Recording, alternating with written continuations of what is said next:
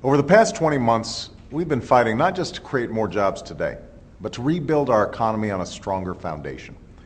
Our future as a nation depends on making sure that the jobs and industries of the 21st century take root here in America. And there is perhaps no industry with more potential to create jobs now and growth in the coming years than clean energy.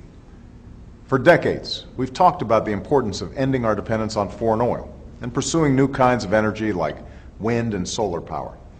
But for just as long, progress had been prevented at every turn by the special interests and their allies in Washington. So, year after year, our dependence on foreign oil grew. Families have been held hostage to spikes in gas prices. Good manufacturing jobs have gone overseas.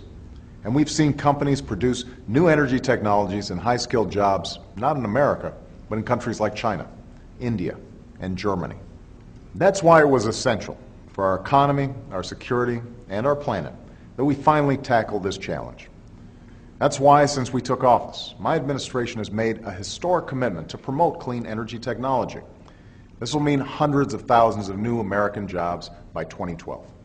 Jobs for contractors to install energy-saving windows and insulation. Jobs for factory workers to build high-tech vehicle batteries, electric cars, and hybrid trucks. Jobs for engineers and construction crews to create wind farms and solar plants that are going to double the renewable energy we can generate in this country. These are the jobs building the future. For example, I want to share with you one new development made possible by the clean energy incentives that we've launched.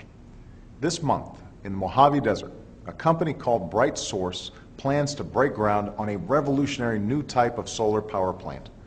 It's going to put about 1,000 people to work building a state-of-the-art facility. And when it's complete, it will turn sunlight into the energy that will power up to 140,000 homes, the largest such plant in the world. Not in China, not in India, but in California.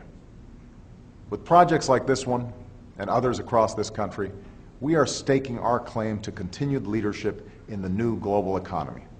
And we're putting Americans to work, producing clean, homegrown American energy that will help lower our reliance on foreign oil and protect our planet for future generations. Now, there are some in Washington who want to shut them down. In fact, in the pledge they recently released, the Republican leadership is promising to scrap all the incentives for clean energy projects, including those currently underway, even with all the jobs and potential that they hold. This doesn't make sense for our economy. It doesn't make sense for Americans who are looking for jobs. And it doesn't make sense for our future.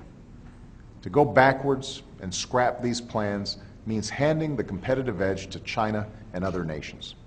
It means that we'll grow even more dependent on foreign oil.